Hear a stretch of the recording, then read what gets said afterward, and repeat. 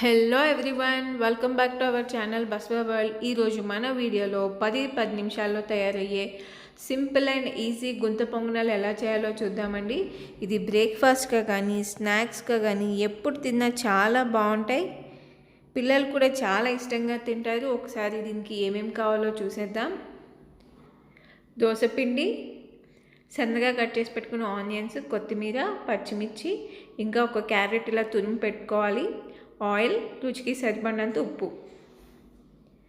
ముందుగా దోసపిండి తీసుకుని దానిలో మన రుచికి సరిపడినంత ఉప్పు,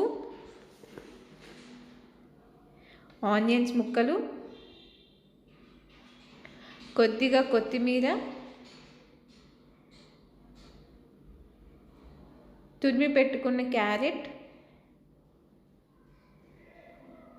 ఇంకా సన్నగా కట్ చేసి పెట్టుకున్న పచ్చిమిర్చి, ఈ 4 కూడా వేసి బాగా కలుపుకోవాలండి కలిసేంత వరకు పిండిలో.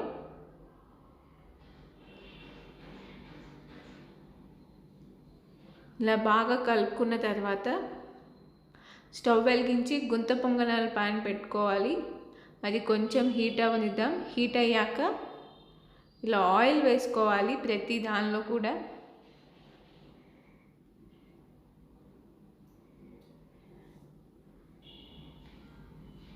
ఇలా ఒక్కొక్క స్పూన్ ఆయిల్ వేసుకున్న తర్వాత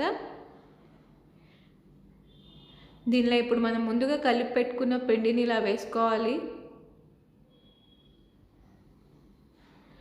ఇది లో ఫ్లేమ్లో పెట్టుకుని చేసుకోవాలి, లేదంటే మనకి గుంత పొంగనాలు మాడిపోతాయి, చాలా తొందరగా మాడిపోతాయి.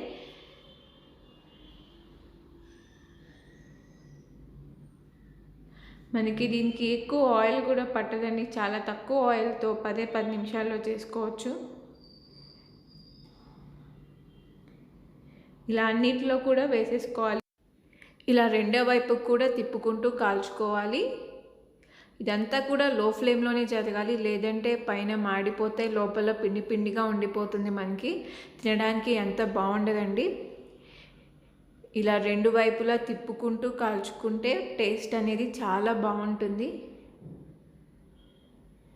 లోపల సాఫ్ట్గా, పైన క్రిస్పీగా, తినడానికి చాలా బాగుంటుంది. పిల్లలు కూడా చాలా ఇష్టంగా తింటారు. స్నాక్స్గా కానివ్వండి, ఈవినింగ్, లేదంటే లంచ్ బాక్స్లో కూడా మనం పెట్టి ఇవ్వచ్చు, చాలా ఇష్టంగా తింటారు. ఇలా రెండు వైపులా కూడా కాల్చుకుంటే మనకి చూసారా ఎంత ఎర్రగా కాలిందో.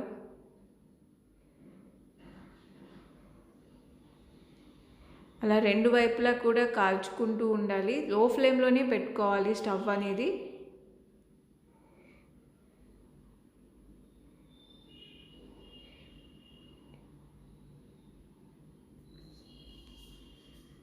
దీన్ని వేడి వేడిగా తింటే చాలా బాగుంటాయండి.